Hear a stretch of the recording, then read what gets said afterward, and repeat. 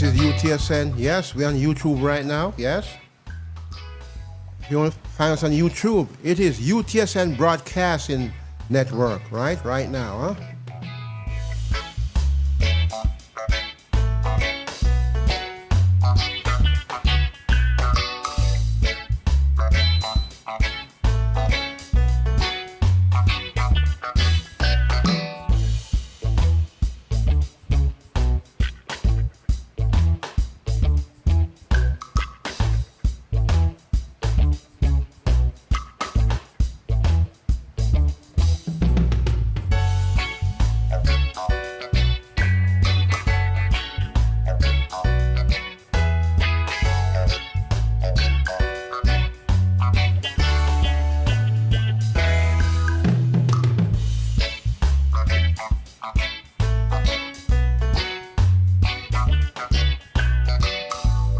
What's up guys, welcome back to my YouTube channel once again. My name is Dash Lifestyle. Kindly for watching me for the first time, remember to subscribe, like, share and also comment. To my returning subscriber, thank you so much for always coming back and watching my video. Thank you so much for the love and support, and greetings to my brothers and sisters all the way from Caribbean country. So guys, in today's video I want us to talk about what it is happening in Haiti, the Kenyan police and Jamaican soldier who are in Haiti. It has been reported around 15 to 17 Kenyan police and Jamaican police have been killed. There was an exchange of a serious gunfire between the Haiti gangs and the Kenyan and Jamaican police. So guys, this is to tell you that the Haiti gang, it is now sending a serious warning to Kenyan police and Jamaican police who are in Haiti. They want them to get out of Haiti, and also they have been warned by the Haiti gang to get out because they don't know what they are dealing with. So kindly guys, watch this video, then I'll be back with more comment. A tanker truck carrying gasoline in Haiti on Saturday flipped and exploded, killing at least 15 people. One of the 40 seriously injured was transported in a UN helicopter. The Prime Minister visited the scene of the accident in the port city of Miragouane in Haiti's south. It's a horrible scene we have just lived. Many dozen of victims wounded, severely burnt. Many had been evacuated to Kayes. Unfortunately, we could not take those who were the most serious because the helicopter couldn't fit them.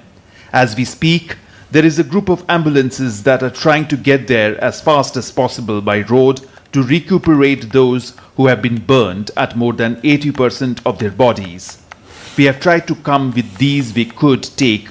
Unfortunately, just like it is often the case in these horrific scenes, we came to find all the doctors, nurses, everyone that has a medical skill mobilized in the hospital to help them, to help the victims. We promise to do everything we can to assure that the hospital has the material. Months after Kenyan police officers landed in Haiti, they are yet to receive their deployment allowances. The leading Kenyan newspaper reported that families of the officers were unable to take their children to school due to lack of pay by the United Nations, which approved the deployment to Haiti. About 400 Kenyan police officers landed in the Caribbean nation to lead a multinational mission aimed to support the Haitian police in its fight against gangs. The UN supports but does not manage the MSS mission. It established a trust fund which is facilitated voluntarily from donor countries. Main contributors are Canada, France and the United States of America.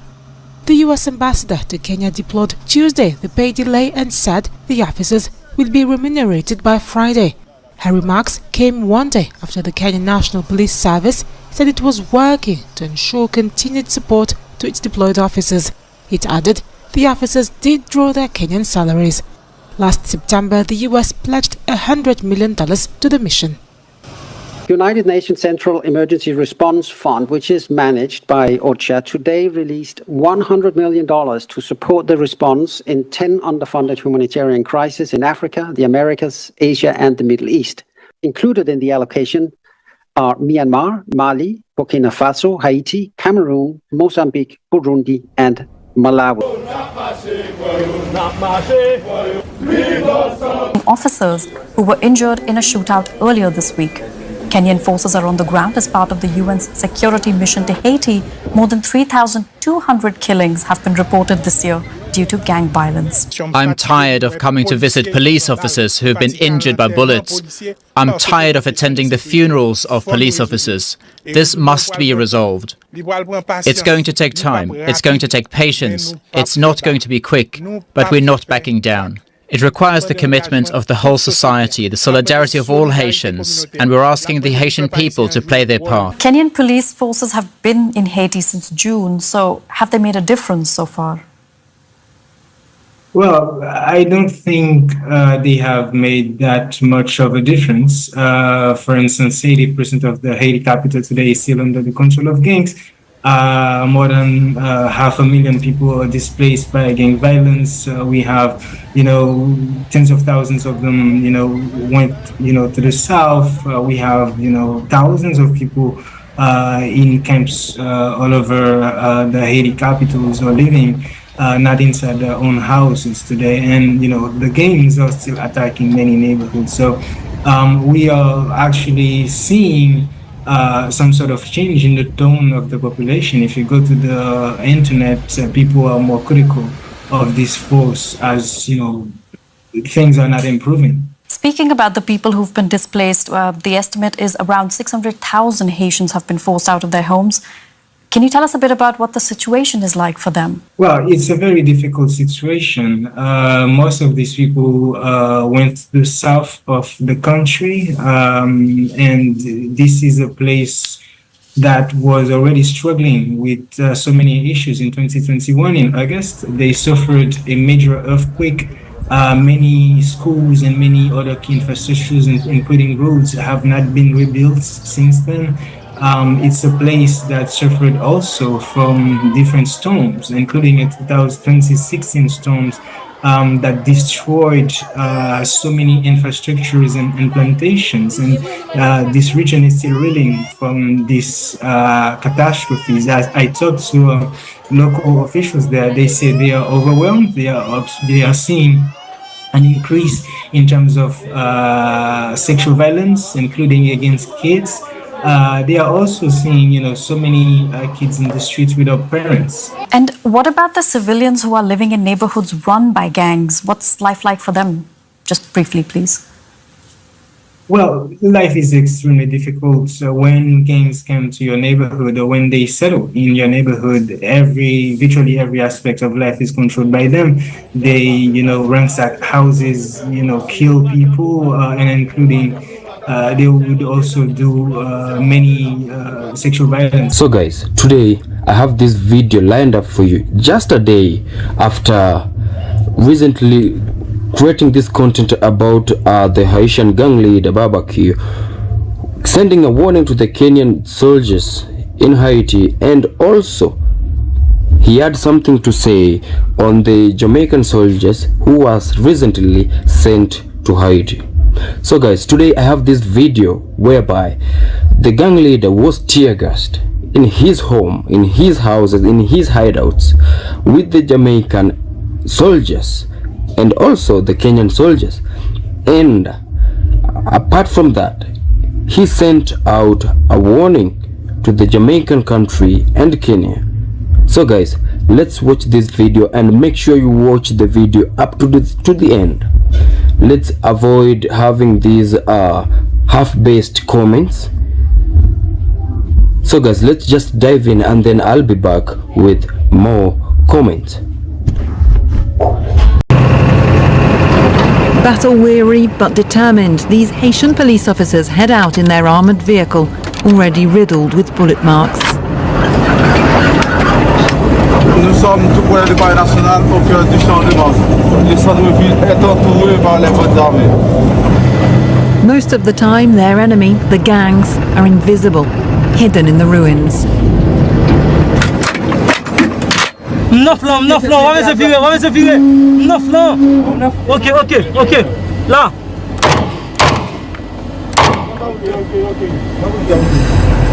Ça dit pas que la caille. Le caille ça est tout comme cachette. On fait tout pour fouiller canon seulement. Not long afterwards, The police vehicle is hit by incoming fire. Ok. T'allais. Comme là.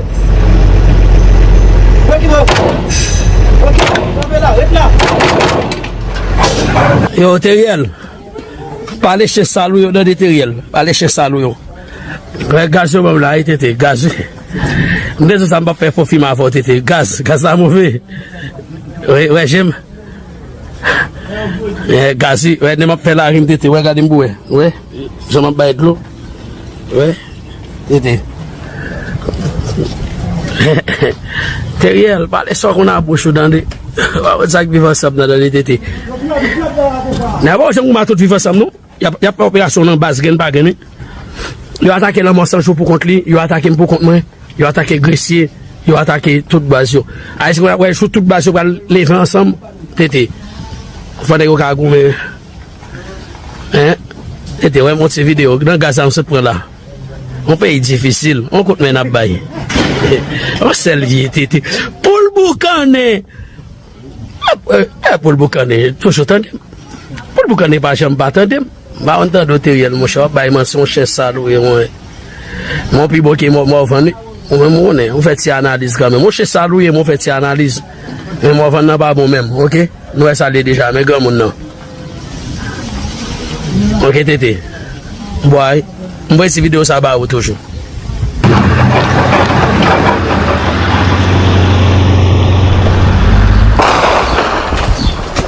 Opposite them, gangs who thrived off kidnappings, extortion and smuggling. They used to battle for territory, but in recent months they've united forces to take on the police and the state. The spokesman of the gang's alliance is this former police officer, accused of involvement in massacres.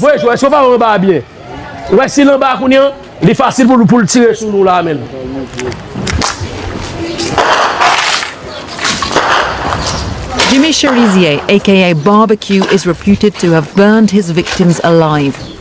As a gang spokesman, he oscillates between talk of revolution and threats. He vows there'll be no peace without some kind of unspecified deal which includes gangs. Aujourd'hui, pour quantité d'armes qui gagnent dans le pays, pas un sérieux au gouvernement qui a fait si ou pas une entente avec le groupe armé. Quelle était force multinationale, quelle était n'importe force étrangère qui vient dans le pays. C'est un génocide de la vie.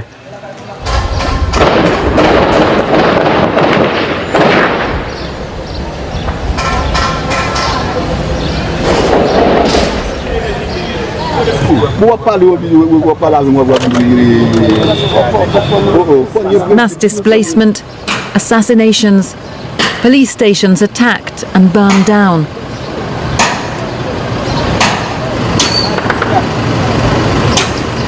More than 80% of Haiti's capital is today controlled by gangs. Most of the time they're stuck inside their armoured vehicles. And one officer tells us they consider anyone in sight here as a potential bandit. Des zones clés occupées par les gangs, c'est vraiment difficile, presque impossible pour qu'il y ait un civil. D'ailleurs, presque tout le monde s'est enfui chez eux. Donc on n'a pas besoin de voir s'ils sont armés ou pas. On frappe, tout simplement.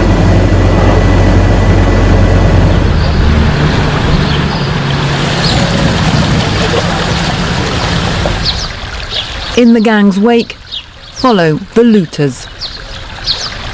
Even Haiti's main hospital has been ransacked.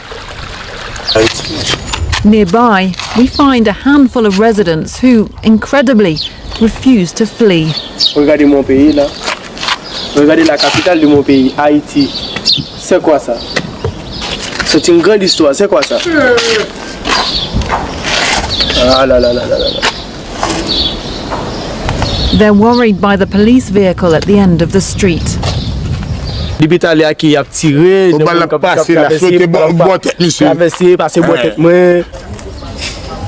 This man hoped to cross through the neighborhood to be able to sell some bread, but now he's stuck. On est balma, on côté on gagne à sortir.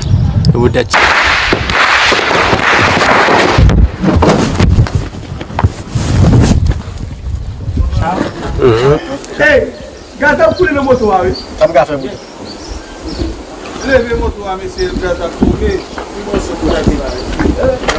Tous les jours comme ça. Tous les jours comme ça.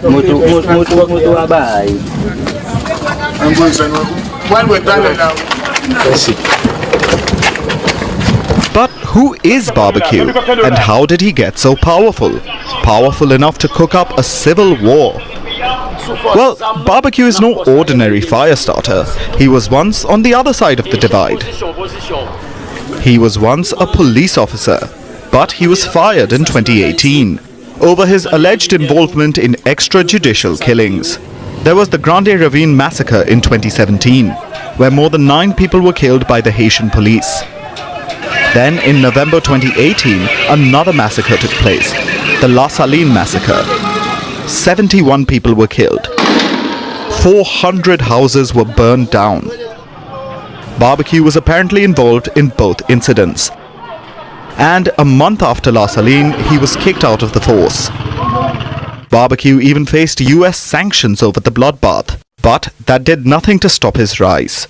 After getting fired, Barbecue joined Haiti's gangs. He currently leads a coalition of gangs in Haiti called the G9 Family and Allies. This group has been wreaking havoc for years without any punishment. Initially, it was because Barbecue had support from the top. Barbecue was allegedly working for Haiti's former president, Jovenel Moïse. He became the president's unofficial enforcer, enforcing order in the streets of Port-au-Prince and rounding up people to vote for his patron. But then Moïse was assassinated in 2021. In his place came Ariel Henry. Henry became prime minister and acting president. He was put there by an international coalition to bring back order to Haiti, but he could not manage that alone. 2 weeks ago, Henry went to Kenya. This was to sign a deal that would have allowed the Kenyan police to lead an international force in Haiti. This force could have finally countered Barbecue and his boys. So it had to be stopped. When Henry left, Barbecue began his coup, and everything seems to have gone according to plan. So what's next for Barbecue? We demand that the choice of the person who is going to lead this country we live in will be made by the Haitian people. We want to make sure the person who is going to lead this country's wife and children live in Haiti. We want to make sure the people who are going to be ministers in this government, their wives and their children live in the country. Basically, Barbecue wants to rule, either directly or by holding the families of the next leaders hostage. Will he succeed? So guys, I hope you have watched that video from Haiti. There was an exchange between the Haiti gang and the Kenyan police who were in Haiti. 17 soldiers, they have been killed, and also you have heard what the Prime Minister of Haiti, he has come out and say he's getting tired of attending funerals and to see the soldiers who have been wounded. This is to tell you that Haiti gangs, they are really very serious, and also they are sending warning to the Kenyan police to get out of Haiti because they don't know what they are dealing with. And also they are passing this warning to Jamaican soldiers, because we all know that right now Jamaican soldiers, they are in Haiti right now. They are trying to help the Kenyan police who are in Haiti to try to bring peace in Haiti. They went to help Kenyan police, and also the Haiti gang, it has come out and sent warning to the Jamaican soldier to get out of Haiti, to leave them fight back their country. And guys, this is to tell you that I'm not happy seeing our Kenyan police dying in Haiti. The same way I'm not happy seeing the Jamaican soldiers being sent in Haiti to try to fight their brothers and sisters. Jamaica and Haiti, it is a neighboring country. It is the both countries, they are in the Caribbean. Both countries, it is a predominantly black nation. Seeing how Jamaica and Kenya police, they are being used to go in Haiti and fight their brothers and sisters, I'm not very happy. This is tell you that our leaders, the Jamaican Prime Minister, the Kenyan president, they are all puppet. They are being used by these colonizers to take their police and to take their soldier to Haiti to try and fight their brothers and sisters. And we all know that the colonizers, these white people, they are the ones who made this fight to happen in Haiti, because they don't want to leave Haiti. They are taking the resources of Haiti. They don't want to see Haiti people enjoying their minerals, enjoying their country, and that's why Haiti, they are still fighting back their country. Haiti, they don't want the leaders who are puppets. They don't want the leaders who are selling out the country. They don't want the leaders who are being chosen from outside, and that's why Haiti, they are fighting. And also the Haiti gangs, they have now seen that the Kenyan and Jamaican police are being used against them. We all know that we are brothers and sisters. Instead of Kenyan and Jamaican police to go and help Haiti, to help them to take out these colonizers, these white people who are taking advantage of their country, we are being used. The Kenyan and Jamaican police, they are being used to go and fight their brothers and sisters. And I always keep on telling you that, why is it these people are still using us black people to fight each other? Why should how, instead of them taking their best soldiers, taking their best military to Haiti to go and try to fight and bring peace, they are now using us, our Kenyan police, Jamaican police, to go and fight their brothers and sisters. These people, they don't want peace amongst us black people. This is one of the reasons to why they want us black people to go and fight our brothers and sisters. And for me, seeing how Haiti, they are sending this warning message to our Jamaican and Kenyan police message, it is not good, because when we lost life, this is a black person life we have lost. Right now they have killed around 17 police in Haiti. All this life, it is a black people. All this life, it is our brothers and sisters. Seeing our brothers and sisters being killed, it is not a happy thing. It is not a good thing to watch. This should stop. Both the Jamaican Prime Minister and Kenyan President should get out their police and soldier, because these people, they have been paid. I know these people, they have been paid. Jamaican Prime Minister and Kenyan President, they have been paid so that they have taken their soldiers to their Haiti. They have been paid, and this is how these people, these our leaders, how they are betraying us. The Jamaicans have been complaining. The Chinese, they are coming out. The Chinese immigrants, they are coming in their country. They are now given more opportunity than them. The Chinese, they have opened some big businesses in Jamaica. This is to tell you that these leaders, they are selling out the country. These leaders, they are betraying the local people. These leaders, they are working from, they are being controlled from outside. The same way the Kenyan police, the Kenyan president, he has been paid so that they have taken their soldier, because they cannot just take their soldier. This is to tell you that these people that are betraying us black people, these people, they are being controlled from outside. These people, they are puppet, and that's why the Haiti gangs, they are sending this warning message. And for me, I want to tell both government, the Kenyan and Jamaican government, you too, you should come together and remove these soldiers and police in Haiti. We need to see Haiti fighting for their country back. We want to see Haiti becoming fully independent. We want to see Haiti enjoying the benefit of their land, because the Haitians, they are fighting so that they can enjoy the benefit of their land. They can have to access of their land, not the colonizers coming and taking advantage of Haiti. That's why the Haitians, they are fighting. And for me, I want to tell the Kenyan police and Jamaican police, the Haitians, they are no nonsense people. When these people, they have decided to fight. They are good fighter. These people, they are good fighter. So if you are taking your soldier to fight against them, kindly you need to prepare very well, because these people, they don't want to fight the black people. They only fighting for their country back. And the colonizers, they don't want to see Haitians becoming full independent. That's why they are using these other country police and soldiers to fight them. For so long, I've been telling you that we as African, we as Caribbean, we as Black Americans, we want to unite. We need to unite, because when we unite, we'll become more powerful. And that's why these people, they don't want black people to unite. That's why they are now turning our brothers and sisters to fight against each other. The Kenyan police who are in Haiti, what do you think the Haitians think about Kenya? They think Kenya, it is a betrayed country. And also, right now, the Jamaican soldiers, they are in Haiti.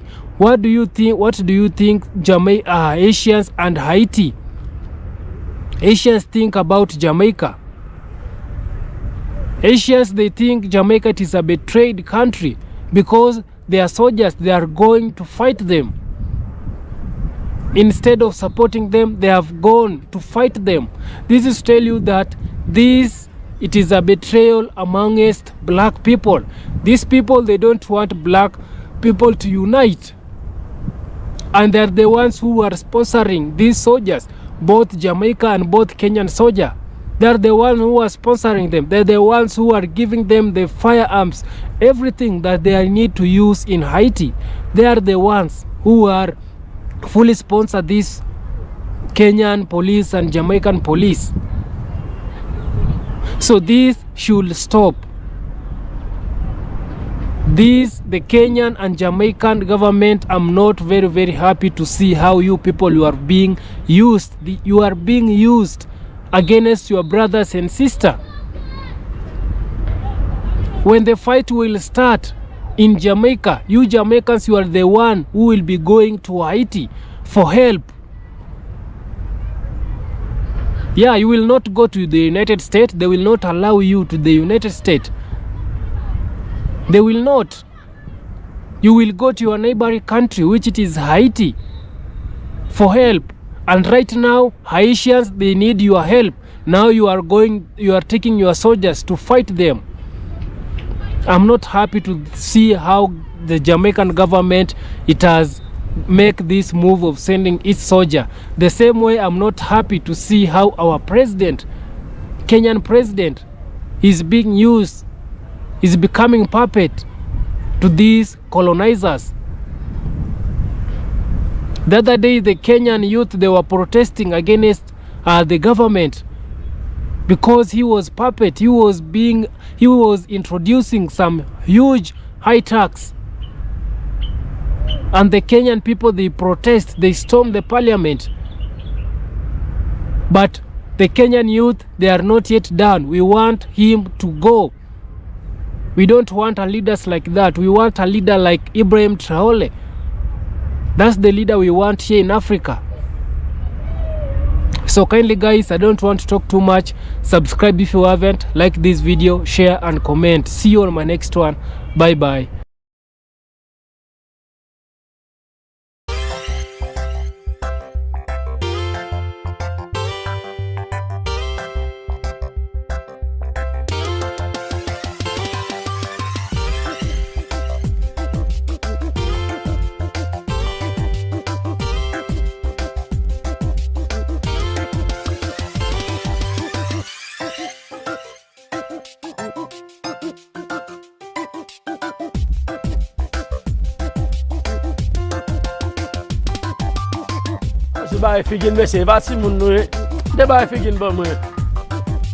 He's not responsible for all the violence sweeping across Haiti's capital, but be under no doubt he's at the centre of it. His fighters are never far away. Is this now all your territory? Because it was an open road when I was last here. Yeah. Jimmy Chirizia, universally referred to here as Barbecue, is the head of one of the most powerful gangs in Port-au-Prince. But he's also the head of a gang consortium that's brought Haiti to its knees. He took us through the roadblocks of buses they've put in place to stop police raids on his territory. That territory now extends over one of the city's main roads, an economic highway he controls in its entirety. Tout kote ou gade la kay nou simbrale, m'pa fè gros route là parce que chaka rencontre avec simbrale m'a passé bande. Mais tout en l'air tout kote ou gade net yo, on s'excuse monsieur. Tout kote ou gade le net yo, tout ce territoire nous. All the way to the bridge? Yeah.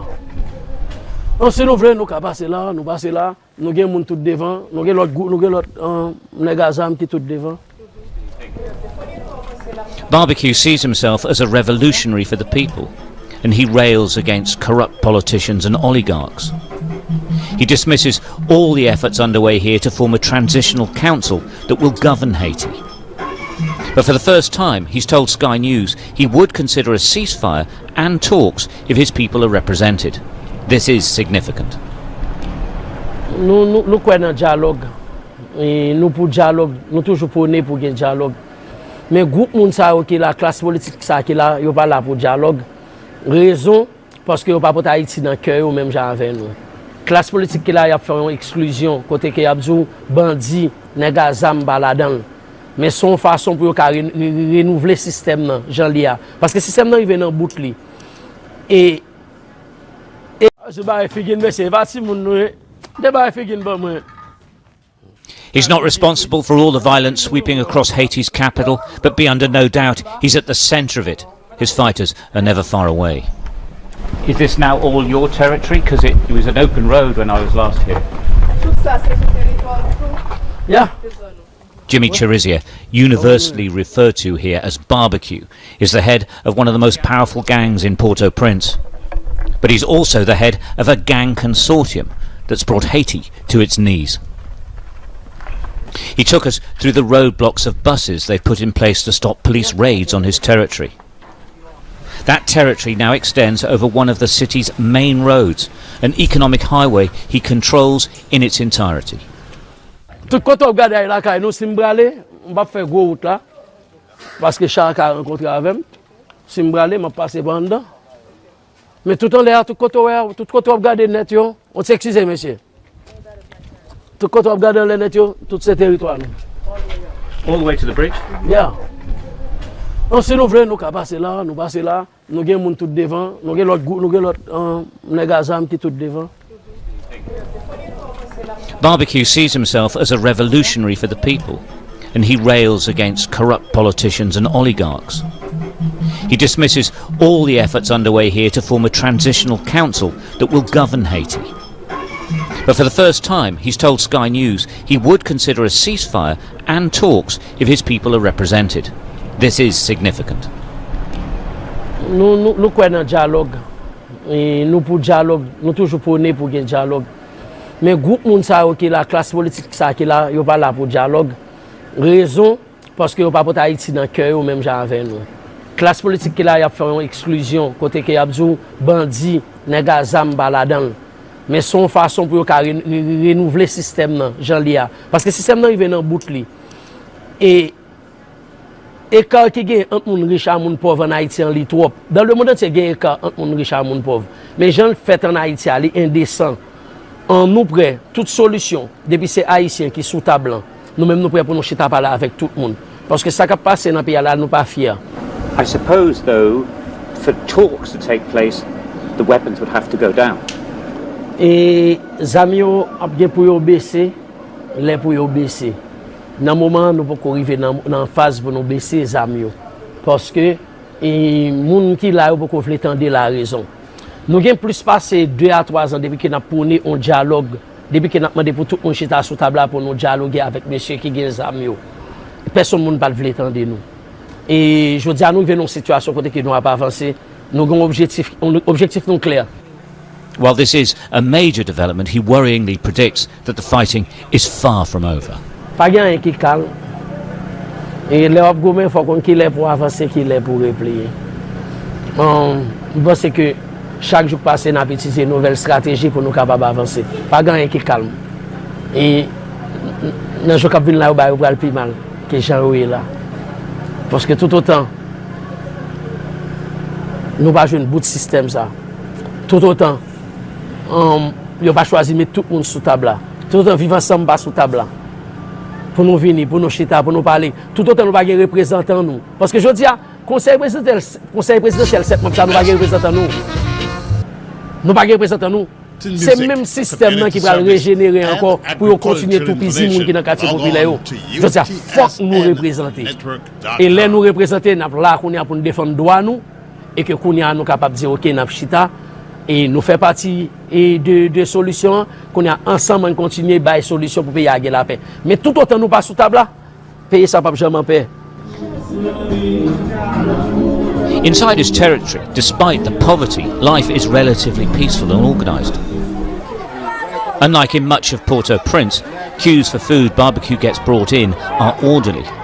Usually it's chaos. But here people wait knowing that there are enough supplies for the whole community. And this is a source of barbecue's strength. To the outside world he may be a gangster, but here he's a sort of Robin Hood. Well, we're right in the heart of barbecue's gangland territory, and I have to say the atmosphere here is very different to large parts of the rest of Port-au-Prince. It's much more chilled, much more relaxed. There's aid distribution, it's not chaotic. What the sense you get from this is that people feel safe inside here. The battlefield is outside the barricades, which is over there. Here, this is much more like a normal town, if you like. Watched on by his well-armed and battle-hardened soldiers, Barbecue says that plans for an international force led by Kenya to impose peace in Port-au-Prince will lead to more violence, whoever is in charge of it. The last time we met, you said if a foreign intervention was to happen here, poor people would die in the fighting. There is talk of it being Kenyans coming. Could you do business with them?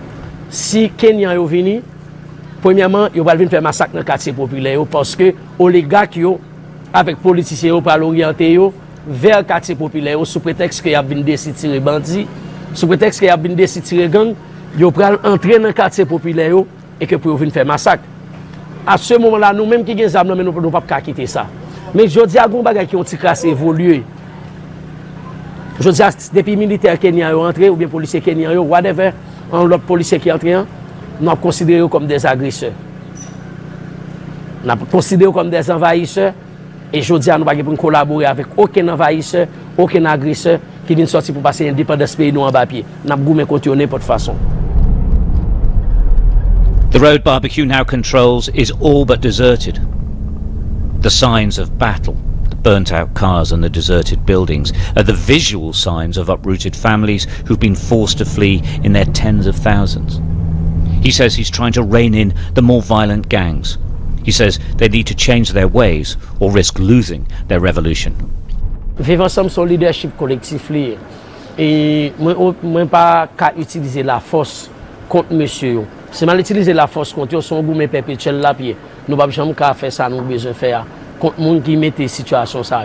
Mais chaque jour, parfois nous parler 7-8 fois dans le téléphone pour à chaque fois que me tendez dans nouvelle, soit au kidnappe un monde, soit un bagage qui pas bon, qui fait nous toujours les messieurs dans le téléphone pour regarder ensemble comment nous capable corriger ça. Et même yo même tout qui t'a fait là, je dis à yo commencer à prendre conscience que et ça pas bon, nous pas faire encore. Jimmy Chirizier, a former policeman and self-proclaimed man of the people, he paused to fly a kite, an Easter tradition here, laughing and joking with his people. A criminal to many, but an unlikely hero in his territory, no ordinary society needs people like Barbecue. But Haiti isn't normal. How or when it can achieve normality is impossible to predict. Stuart Ramsey, Sky News, Port-au-Prince.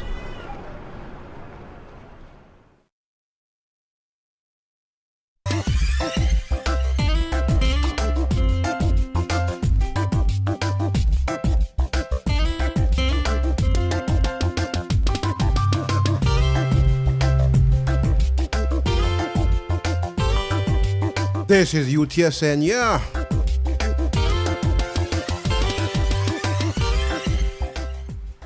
Jamaica.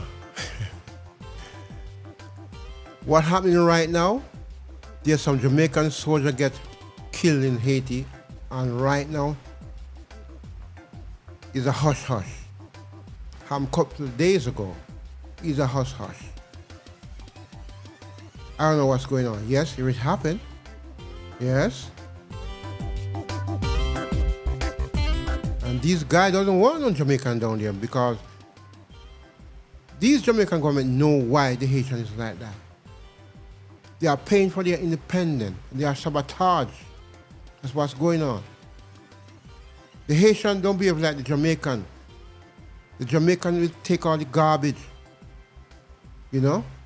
They're going to run them their mouth. But these people fight for freedom. The Haitian always fight for freedom. But Jamaican go chat. You can buy them out any minute. Jamaican, you buy them out, yes.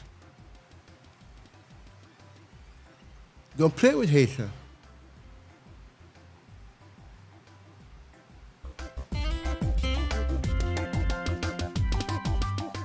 If Andrew Holness know why Haiti is like that, he know. They're sabotaging people there. But guess what? Lot of body bag going back to Jamaica. Whole heap.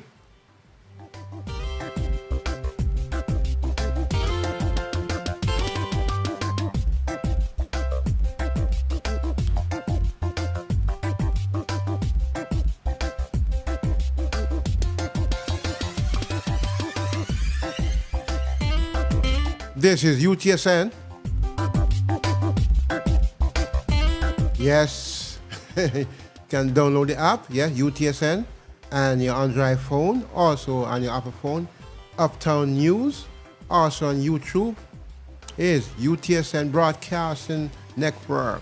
UTSN Broadcasting Network on YouTube.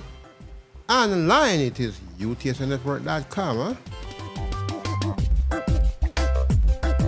And Caribcast, yes, is UTSN and Caribcast.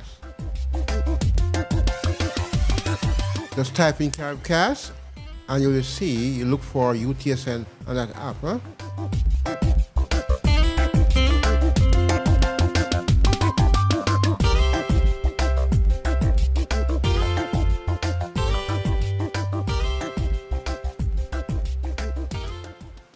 Look how many things happening in Jamaica. Every day, people getting killed, murdered in Jamaica. You can't take care of your own little island and you take show off. I send the people in picnic or Haiti. And the more get killed down there. Haitians fight war from the 16th century coming up or the 18th century. Haitians fight war. And they send these little kids down there and we murder them down there. Is that something? But guess what? And the Jonas is so, you know, it's so water, walk a pumpkin belly. You wait. When I hide it up, that Jamaican don't get killed down there, soon come out, eh?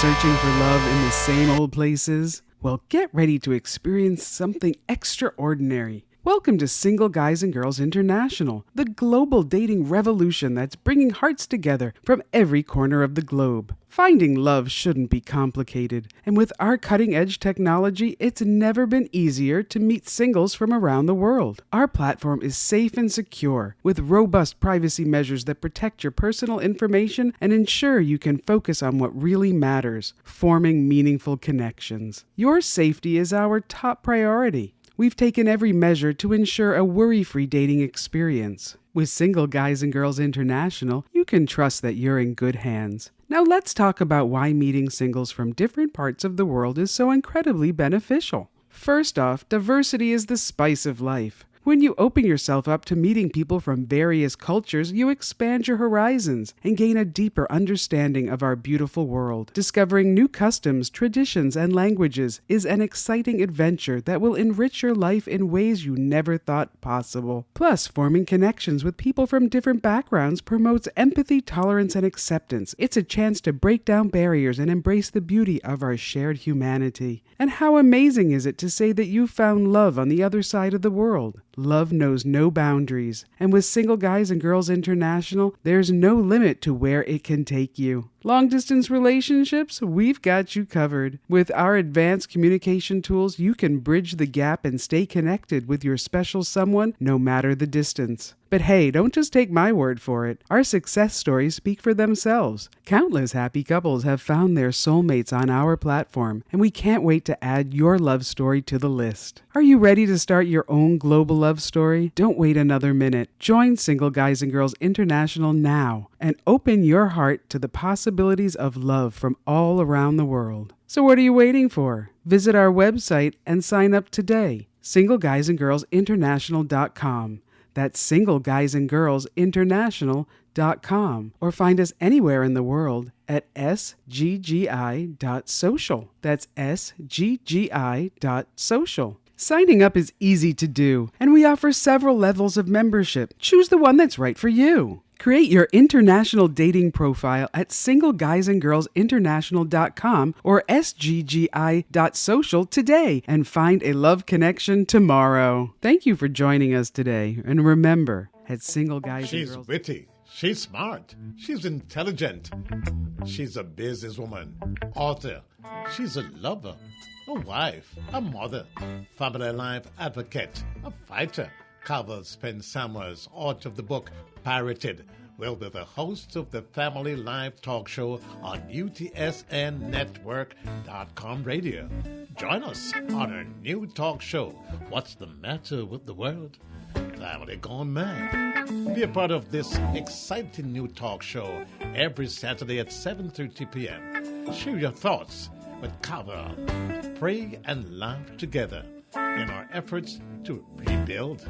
Log on to UTSN. Are you ready to unlock the power of nature and boost your health? Discover to reach a diverse audience and advertise your business or event? Look no further than the UTSN Network, your one-stop destination for the best in reggae, soca, gospel, soul, R&B, country, and world and Caribbean news and sports. We're streaming live 24 hours a day. With UTSN Network, you have the opportunity to get your business recognized with our affordable advertising options. For as little as $100 a month, yes, $100 a month, you can showcase your brand to our loyal listeners and viewers. We offer a range of advertising options to suit your needs, from live mentions to 30 and 60-second spots, web ad placements, and more. The UTSN Network has the platform to promote your business. Imagine your business being mentioned live on air, reaching thousands of potential customers. Picture your brand showcased on our website and live stream. UTSN Network TV and radio is the place to be. So what are you waiting for? Contact us now to get started. Email us at uptownsaturdaynight11@gmail.com. That's uptownsaturdaynight11@gmail.com, or give us a call at 954-667-4201. That's 954-667-4201. 954-667-4201. Advertise your business today. Doctors, lawyers, restaurants, supermarkets, hair salons, events, paid political ads, churches, cleaning services, car washes, healthcare services, you name it, we'll promote it. The possibilities are endless. Visit utsnnetwork.com to learn more. Download our app. For Apple users, it's Uptown News. For Google Play, it's UTSN. UTSN Network, where your business gets the recognition it deserves. For just $100 a month. That's right, we start at just $100 a month. Contact us now and let's get started. 954-667-4201. 954-667-4201. Or email us at uptownsaturdaynight11@gmail.com.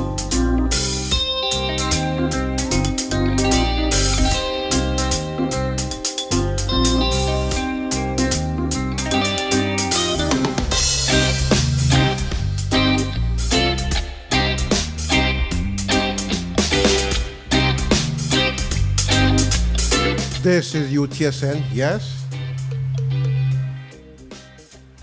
News coming up right now out of Jamaica. Nightly news. Media TV, give Media TV credit on UTSN.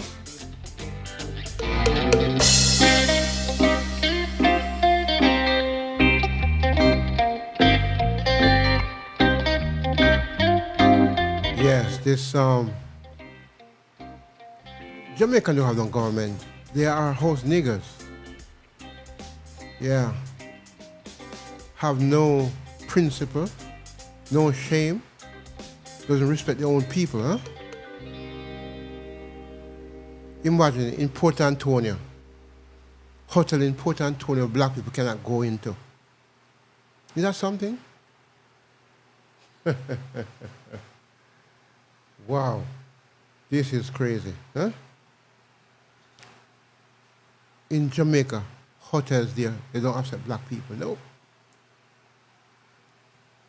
Let's go to the news.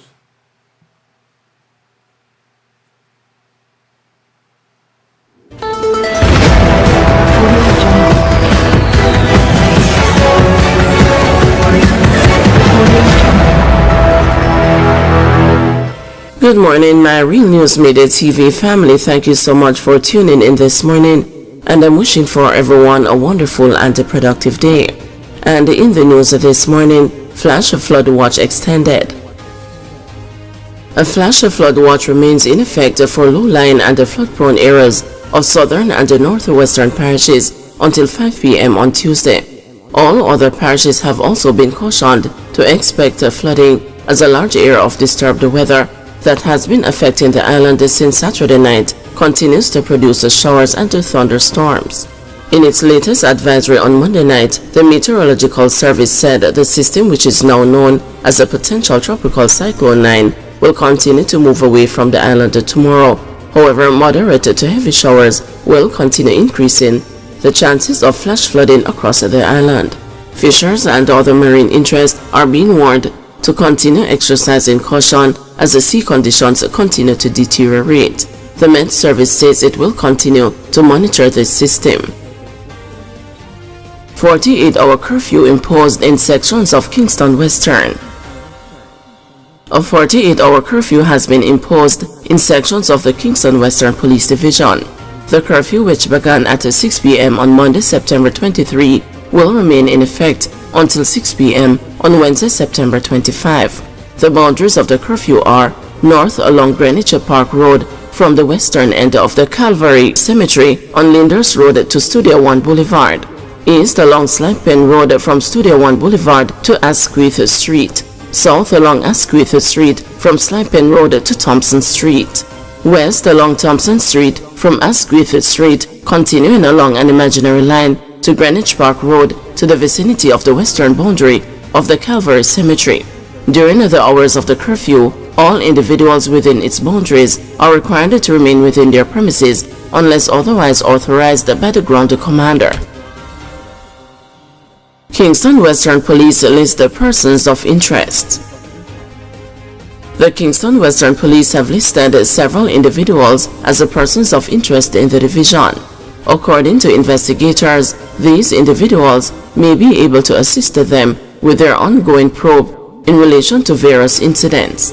The individuals are Ricardo Manning, otherwise called Rudy, Jason Lawrence, otherwise called Liz, Jermaine Chrissy, Lucian Anderson, Orion Dawkins, Andy Anderson, a man known only as Akiba, a man known only as Raheem, a man known only as Tyreek or Hittis, a man known only as Holt, and a man known only as Richard. These individuals are asked to report to the Denham Town Criminal Investigations Branch by 6 p.m. on Tuesday, September 24. Anyone with information that can assist the police is asked to contact the Denham Town Criminal Investigations Branch at 948-6443 or Crime Stop at 311. Individuals may also contact the police 119 emergency number or the nearest police station. Heightened security operations in Westmoreland. Acting Assistant Commissioner of Police Wayne Josephs says that there will be heightened security operations across Westmoreland in the coming weeks to combat an upsurge in criminal activity. Over the past couple of days, weeks, we have been experiencing a number of conflicts that has been taking place in and around the Westmoreland space. And these conflicts have only served to heighten the tensions in the area and has served to undermine or impact the efforts or the intervention efforts of both the police and our external partners. So over the last couple of days, we have been conducting a number of operations in and around the parish. Currently, we are conducting an operation in the Barracks Road area of Sav. This area is popularly known as Gully Bank, and we are conducting a number of cordon searches. So far, we have managed to recover 2 shotguns, and a number of violence producers have been taken into custody, being processed. Over the next couple of days to weeks, you will see a number of these operations taking place across the parish. Anybody who is out there, who is in the space, that has any information, know where there's a gun or any person who the police might have interest in, to just pass on the information while we are still on the ground, because the gun that you might refuse to tell us about might just be turned on you or some of your family or someone that you know tomorrow. So seize the opportunity while you have the military, the police within the space, and pass on the information so that we can do a thorough search throughout the space and try to make it safer for you and your family. Mass murderers bid for sentence reduction hits a legal hurdle. An attempt by convicted murderer Roisin Barnett to appeal the sentence he was handed for knifing his cousin Kimisha Wright and her 4 children to death at their Cocopisa Chapelton Clarendon residence in June 2022 is in jeopardy. Barnett, who was sentenced by Supreme Court Judge Justice Leighton Pusey in October 2022 to 5 concurrent life sentences, but is in effect only serving 61 years and 8 months in prison before being eligible for parole, had filed a notice of appeal on the basis that his sentence was extreme. Barnett is of the opinion that he should have benefited from discounts during the sentencing since he had pleaded guilty early in the process.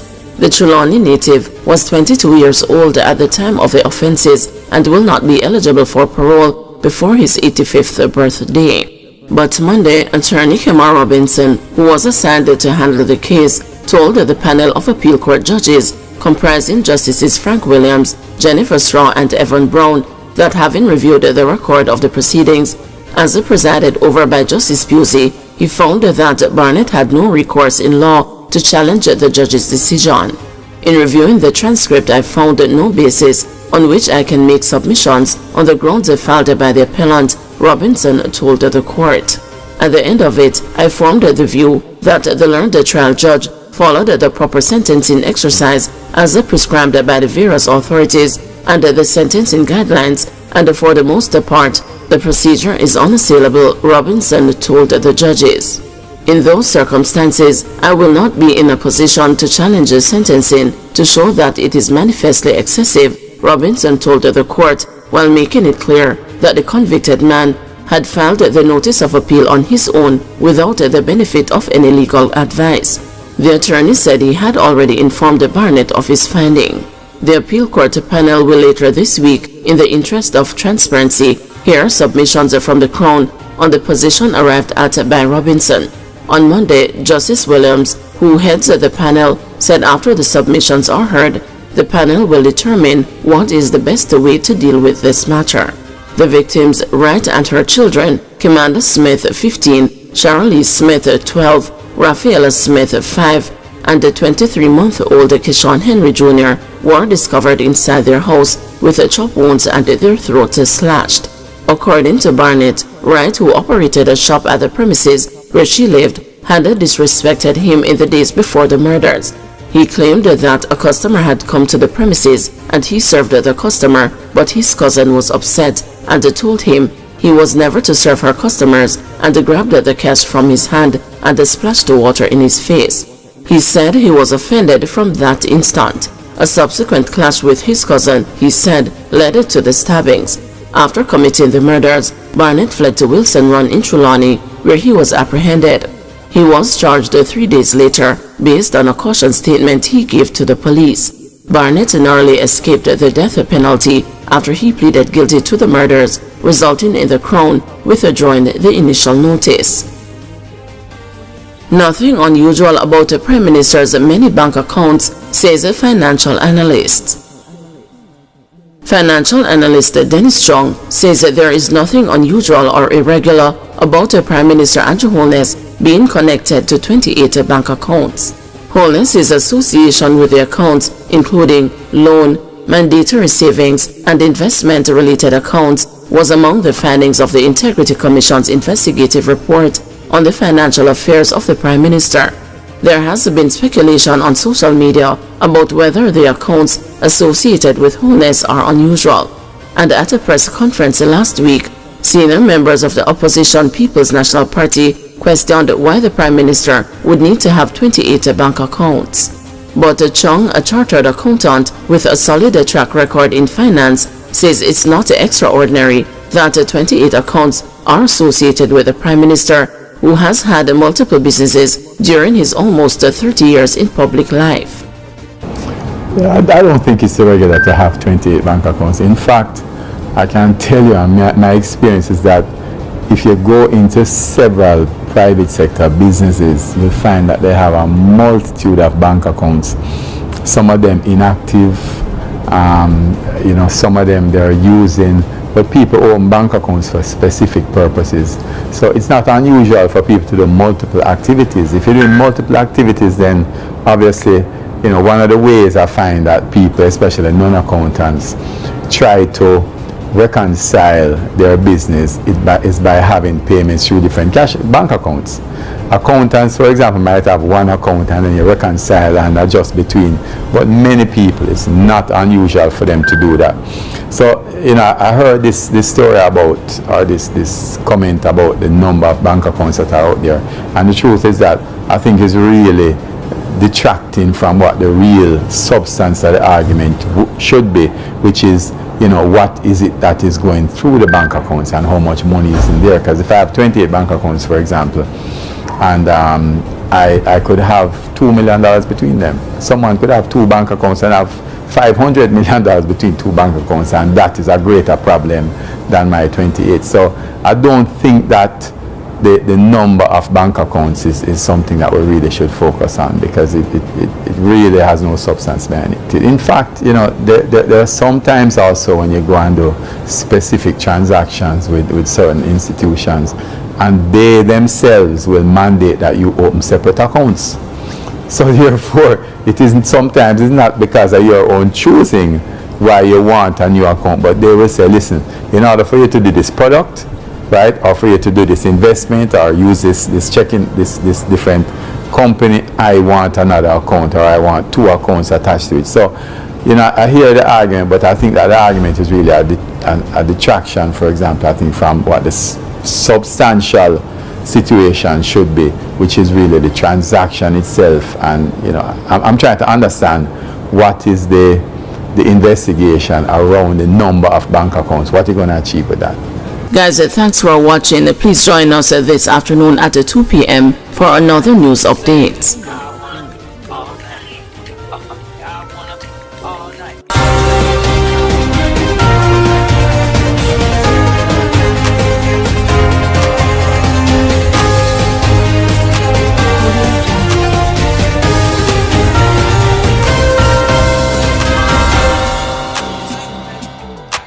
delicious. You know I'm crazy, so go ahead and drink up. I'm so glad we got to link up. Taking that off me. Yeah. 'Cause I got the plug, I made the coffee green. I'm talking late night for ya.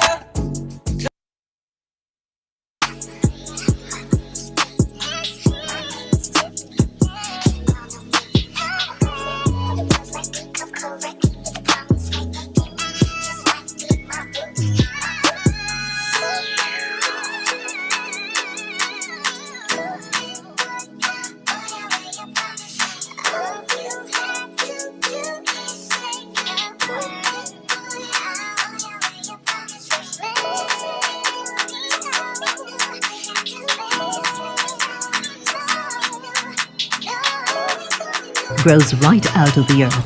I am happy to introduce Lake Farm Products Corporation, which is now growing a product widely grown and used in India, Southeast Asia, China, and East Africa. It is the bitter melon. The juice of the bitter melon is now available in 8-ounce bottles, 100% fresh pressed juice, which may be effective for diabetes, high blood pressure, cholesterol, the immune system, energy, and much more. Bitter melon was widely researched by Dr. Mengjai Tan of the Chinese Academy of Sciences in Shanghai. Also Dr. Ratna B. Ray, professor in the Department of Pathology at St. Louis University, Missouri, and the Laboratory of Metabolic Disorders and Alternative Medicine, University of Hawaii, Honolulu. The power of bitter melon is amazing, especially in killing breast cancer cells and preventing them from multiplying. It is important to read and follow the instructions on the label. Put the power of bitter melon juice to work for you and order today by visiting the website at lakefarmproduct.com or call 904-290-FARM. That's 904-290-3276. Improve your health with Mother Nature's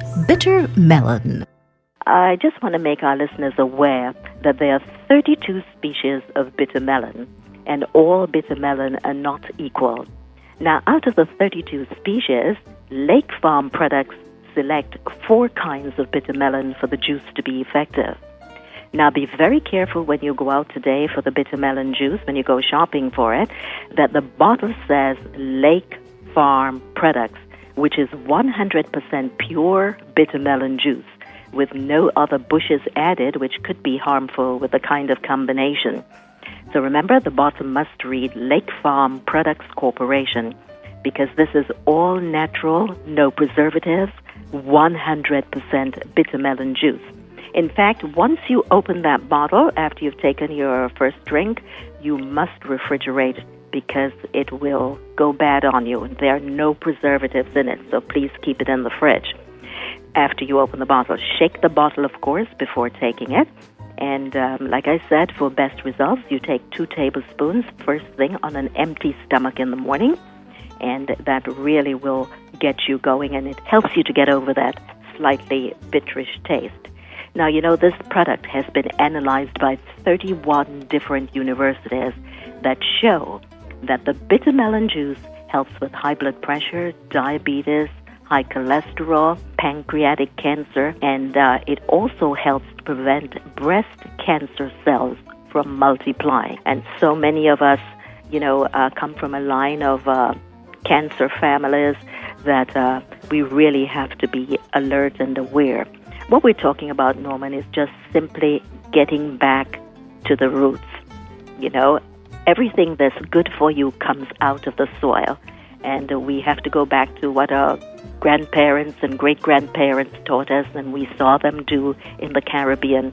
And they lived a long time, and they stayed very healthy. In fact, we never heard about all these other diseases that appear in the last 10, 15 years, As a matter of fact, it would seem to me that it's the foods that we eat that actually give us the diseases. Exactly. All the chemicals and, remember we would watch our grandparents put the chicken under the pan and whack him, and then they pick it, and you get fresh chickens, fresh eggs, your goat. You can always go somewhere and get, the moment they kill the goat, you get the fresh goat meat or the fresh beef or whatever. Everything comes fresh and natural. Here we live in a big country and everything is pumped up because you have to feed so many people.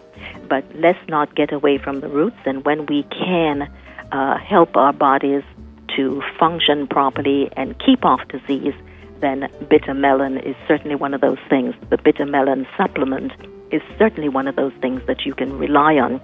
And if you'd like to read up more about it, you just go to lakefarmproducts.com, lakefarmproducts.com. And we have so many outlets where you can pick up your bitter melon juice. Of course, at all the Bravo supermarkets in Broward Dade in Orlando, all the Presidente's supermarkets, Old Broward Meat Supermarket, Caribbean Supercenter in Orlando, in fact, all Caribbean grocery stores in Orlando. Also available at Penn Dutch Supermarkets, Price Choice Supermarket in Fort Lauderdale. And don't forget the new location of Family Farmers Market at 2121 West Oakland Park Boulevard, just east of 31st on Oakland, and on the left-hand side. And, of course, good old Sam's West Indian Store in Miami will always have it for you. El Sadico at 19569 Northwest 2nd Avenue in Miami Gardens also carries the bitter melon juice. And for our listeners over there in New York and New Jersey, remember, all the West Indian stores over there will carry it too. And Lake Farm products offer free shipping anywhere in the United States. So keep that in mind. So go ahead and visit our website at lakefarmproducts.com. Thank you very much, Norman. Have a wonderful week, a very productive week, and we'll...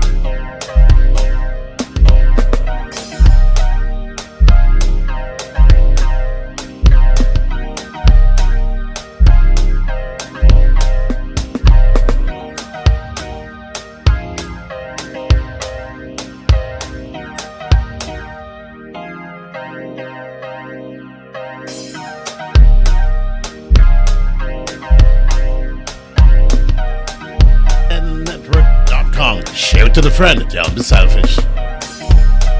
Welcome listen, to a it was global the speech that he should have given a experience year ago. broadcasting He to the said world. when he ran in 2020 that he intended to be a transitional president.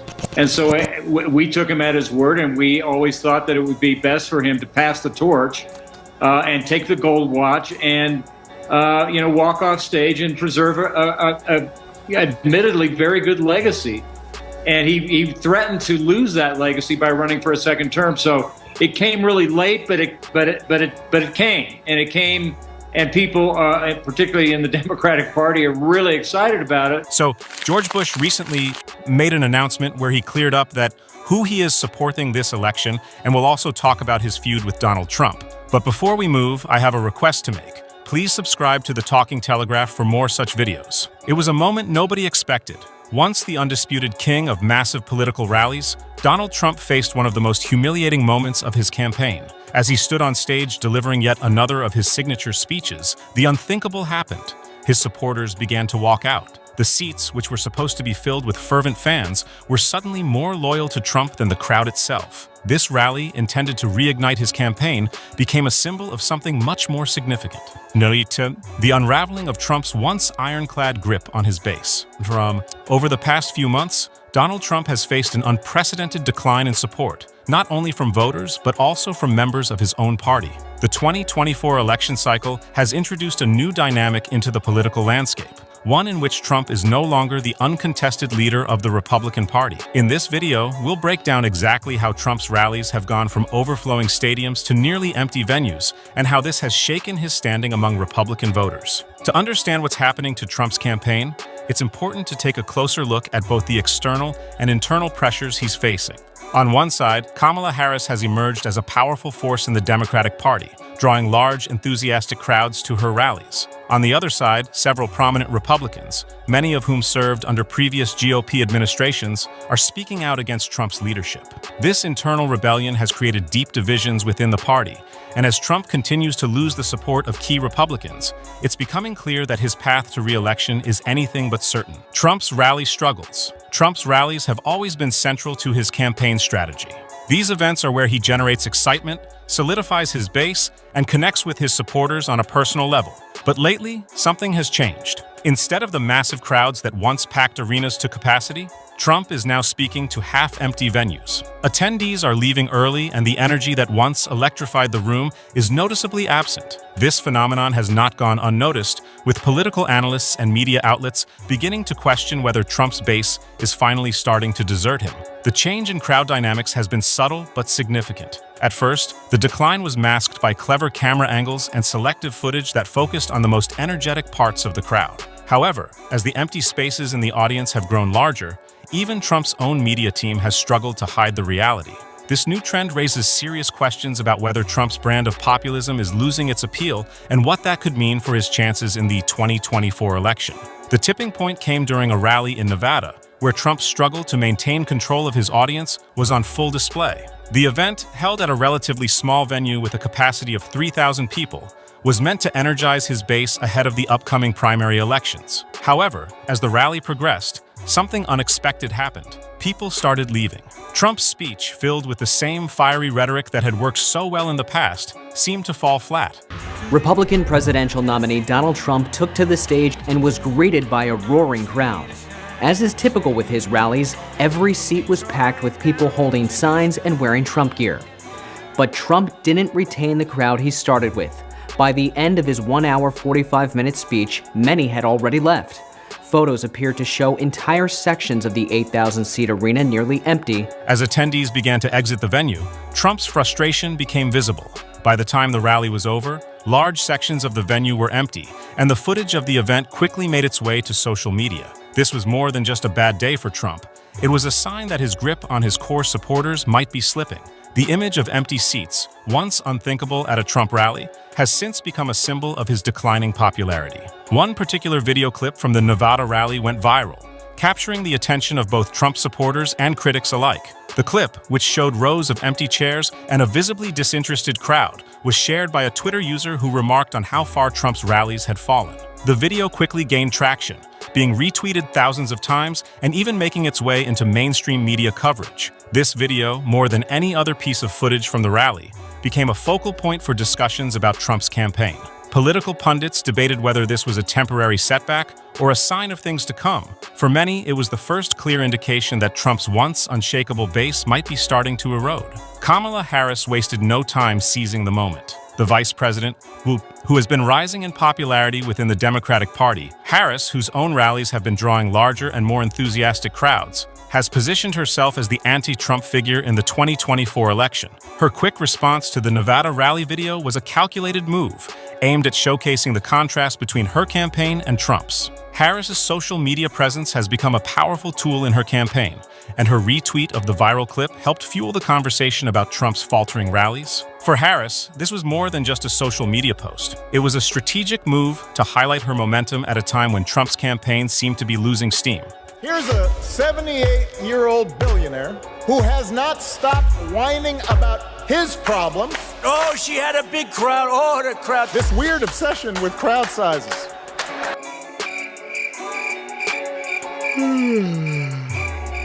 America's ready for a new chapter. We are ready for a President Kamala Harris. Republican opposition to Trump. While Trump's struggles at his rallies are concerning, they are only part of the story.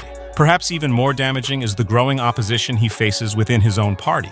Over the past several months, prominent Republicans, many of whom served under previous GOP administrations, have started speaking out against Trump. This is not the typical opposition one might expect from rival political figures. These are Republicans who in many cases have spent their entire careers supporting conservative causes. The fact that so many high-profile Republicans are now publicly distancing themselves from Trump is a sign that the former president's influence within the party may be waning. This internal rebellion is not only a blow to Trump's ego, but it also raises serious questions about his ability to unite the party ahead of the 2024 election. Greg Kelly's attack on George W. Bush during his Newsmax segment was not just a critique, it was a full-blown assault. Kelly accused Bush of turning his back on the conservative values he once championed, and he painted Harris as the antithesis of everything Bush stood for. Guess who might just be on the fence and thinking about endorsing Kamala Harris? George W. Bush. Remember that guy? Yeah. Word is, he's contemplating an endorsement of Kamala Harris. The segment was filled with inflammatory rhetoric, with Kelly accusing Bush of betraying the GOP and helping the Democrats in their bid to undermine Trump's candidacy. Kelly's comments reflect the frustration many Trump supporters feel toward the Republican establishment. They see figures like Bush as relics of a bygone era, unwilling to adapt to the populist wave that Trump has ushered in. For Kelly and others in the pro-Trump camp, Bush's rumored support for Harris is seen as a betrayal of the conservative movement. The rumors surrounding George W. Bush's potential support for Kamala Harris have created a media firestorm. While there is no concrete evidence that Bush is planning to endorse Harris, the speculation alone has been enough to stir up controversy. An anonymous source claimed that Bush, disillusioned with the current state of the Republican Party, has been in talks with key Democratic figures. This source suggested that Bush sees Harris as a unifying figure, capable of bringing the country together, something that Trump has failed to do. These rumors, while unverified, have added fuel to the fire of internal GOP conflicts. The idea that a former Republican president could even consider supporting a Democratic candidate is almost unthinkable to many conservatives. Yet, in today's polarized political environment, such speculation has become a reality. Throughout all of this, George W. Bush has remained notably silent. His adherence to the tradition of former presidents not criticizing their successors has been well documented, and he has largely refrained from making public statements about Trump. However, his silence has done little to quell the rumors, and many are left wondering what his true position is on Trump's re-election bid. One such instance occurred after Trump's inauguration in 2017, when Bush reportedly referred to Trump's American Carnage speech as some weird shit. Were you jealous of the size of the crowds at Trump's inauguration? I was there. I know you were there. I was the guy trying to put the... Although Bush didn't publicly criticize Trump at the time, these private comments have given insight into his true feelings. Trump's previous feuds with Republican leaders. One of Trump's most infamous feuds within the Republican Party was with the late Senator John McCain. The two clashed repeatedly, with Trump going so far as to question McCain's status as a war hero. This feud was a major source of division within the party, as many Republicans remained loyal to McCain's legacy, even after his passing. The feud reached a boiling point in 2016, when Trump famously stated that he didn't consider McCain a war hero because he had been captured during the Vietnam War. I supported him. He lost. He let us down. But, he lost. So I never liked him as much after that, because I don't like losers. But Frank, let me get to it. He hit me. He's not a war hero. This remark was met with widespread condemnation, even from within the GOP.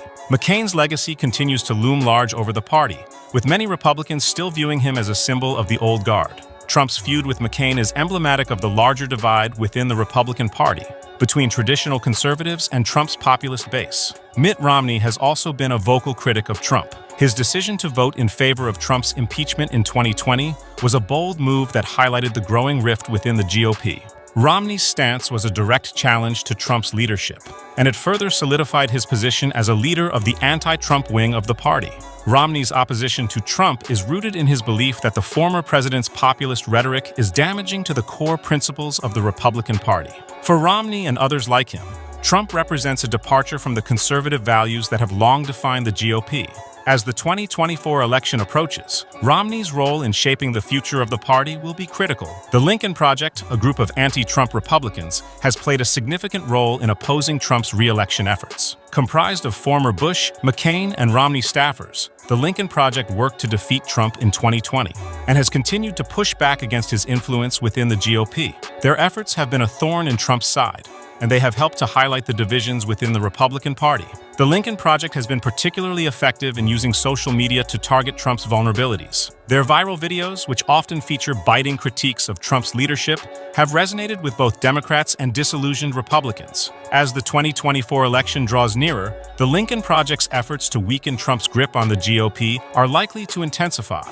The January 6th Capitol riot marked a turning point in the Republican Party's internal struggles. Many Republicans who had previously supported Trump began to distance themselves from him after the events of that day. Former Bush administration officials, in particular, have been vocal in their condemnation of Trump's role in inciting the violence. The riot has become a symbol of the chaos and division that have characterized Trump's leadership, and it has further alienated him from key figures within the GOP. The insurrection was a wake-up call for many Republicans, who saw the events of January 6th as a direct result of Trump's rhetoric. In the aftermath of the riot, several prominent Republicans, including Senate Minority Leader Mitch McConnell, publicly criticized Trump for his role in the violence. This public rebuke was a sign that Trump's influence within the party was starting to wane, and it set the stage for the internal conflicts that would follow.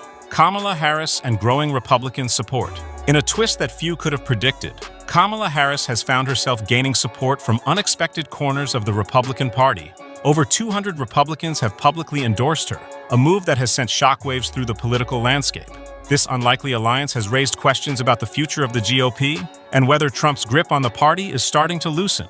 The Republicans who have endorsed Harris are not fringe figures. They are prominent members of the party who have spent decades supporting conservative causes. Their decision to back a Democratic candidate is a reflection of the deep dissatisfaction many Republicans feel toward Trump's leadership. For Harris, this support is a major boost, as it signals that her appeal extends beyond the Democratic base. Many of the Republicans who have endorsed Harris are former aides and officials from the George W. Bush administration. This development has added credibility to the rumors that Bush himself may be quietly supporting Harris. The involvement of these high-profile Republicans in Harris's campaign is a significant blow to Trump's efforts to maintain control over the party.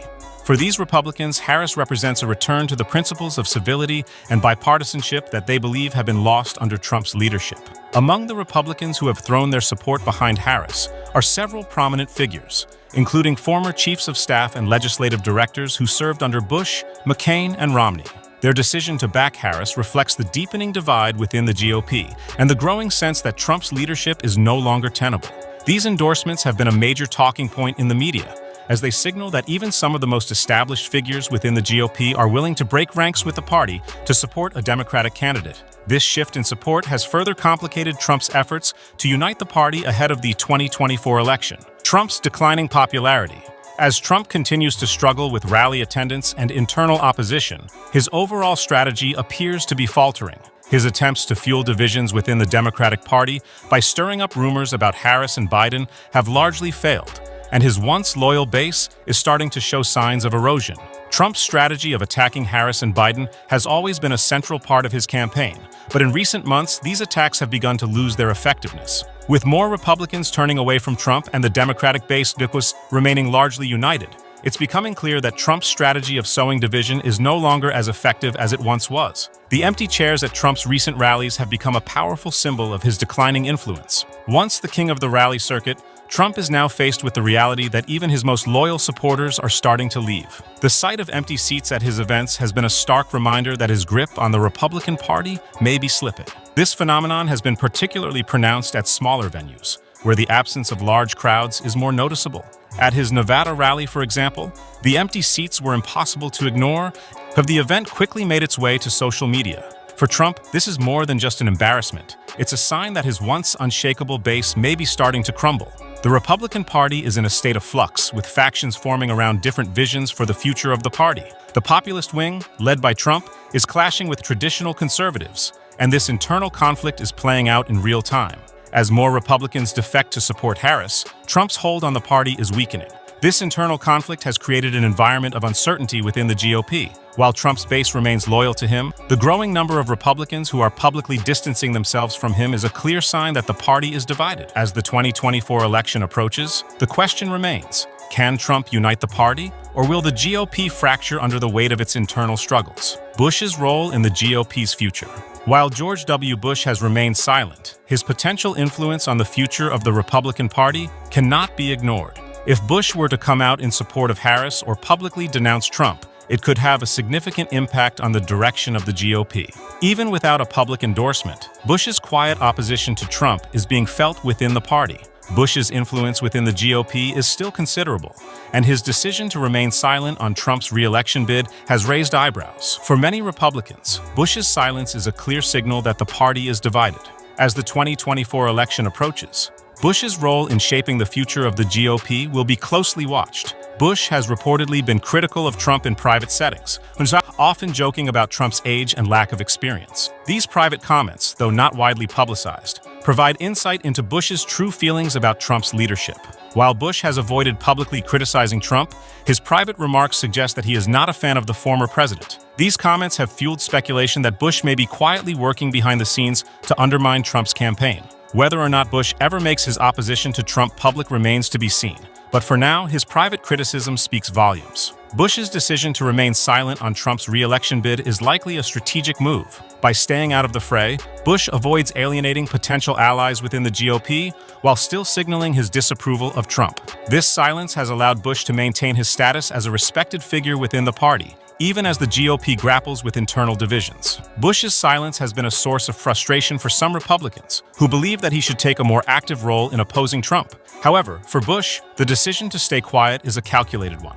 By remaining on the sidelines, Bush avoids the risk of further dividing the party while still making his opposition to Trump known. The Republican Party is facing an identity crisis, with traditional conservatives like Bush clashing with the populist wing led by Trump. This internal conflict is playing out in real time, and the future of the GOP is uncertain. As more Republicans defect to support Harris, the party's direction is becoming increasingly unclear. The identity crisis within the GOP is not just about policy differences, it's about the soul of the party. For traditional conservatives like Bush, Trump's populist rhetoric represents a departure from the values that have long defined the Republican Party. As the 2024 election approaches, the question remains, will the GOP continue down the path of populism? Or will it return to its conservative roots? Final thoughts: Trump's once successful rallies are now a shadow of their former selves. The sight of empty chairs and disinterested crowds has become a symbol of his declining influence within the GOP. As more Republicans turn away from Trump, his grip on the party is loosening, and his path to re-election is becoming more uncertain. The decline of Trump's rallies is not just a logistical issue, it's a sign that his base may be starting to erode. For a candidate who has always relied on the energy of his supporters, this is a troubling development. As the 2024 election draws nearer, Trump's ability to rally his base will be a key factor in determining whether he can secure another term in office. In contrast, Kamala Harris is on the rise, with her rallies attracting large crowds and her message resonating with a wide audience. Her ability to appeal to both Democrats and disillusioned Republicans has made her a serious contender in the 2024 election. As Trump struggles to maintain control of his base, Harris is gaining ground. Harris's rise has been fueled by her ability to connect with voters across the political spectrum. Her campaign is gaining momentum, and as Trump's rallies continue to struggle, Harris is emerging as a serious threat to his re-election bid. For Harris, the 2024 election is shaping up to be a defining moment in her political career. As we head toward the 2024 election, the political landscape is shifting. Trump's dominance is being challenged from both within and outside of his party, and the outcome of this election could reshape the future of the GOP. Be sure to stay informed and engaged as we continue to cover these developments. Click on the screen for more updates and don't forget to subscribe for the latest political news and analysis. Thank you for watching, and as always, we'll be keeping a close eye on the road to the 2024 election. Stay tuned for more updates and let us know your thoughts in the comments below. Until next time, keep following the latest political developments because this election is one you won't want to miss. An overview of the 2024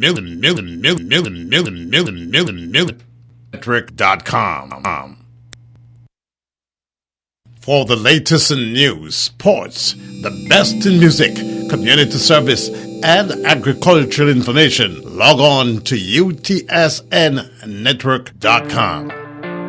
Ladies and